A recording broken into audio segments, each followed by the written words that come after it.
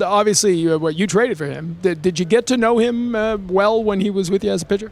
Pretty well, and then really well since then, and after his retirement. And it's I think everybody who was around him as a player, and then towards the end of his career, knew that he was going to do something in the game meaningfully, and it was a question of what that was going to be and what path he'd go down. But not surprising at all that it's gone pretty quickly. He's exceptionally talented and a great teammate, and he'll do well.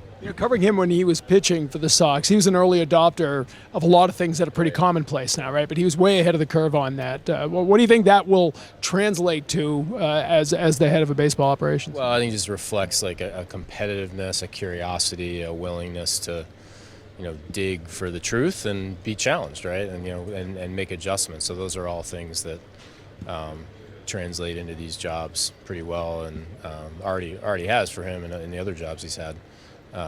He's got all the experience and equipment to do well.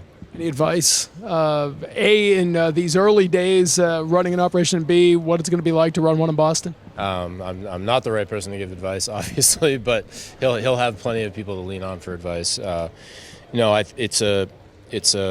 It's a special place to do the job, without question.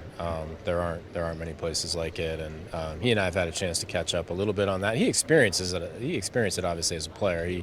He understands the kind of the energy and the intensity around it, and that does make it a special place. And he doesn't need any advice from me. He'll do well.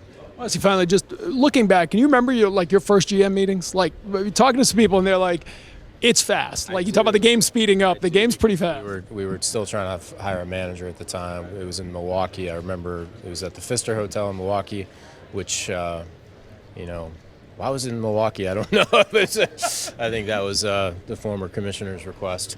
But I remember we were in Milwaukee at the Pfister Hotel. We were still trying to hire a manager, and yeah, it was very fast. The fire hose is on for a few weeks, for sure.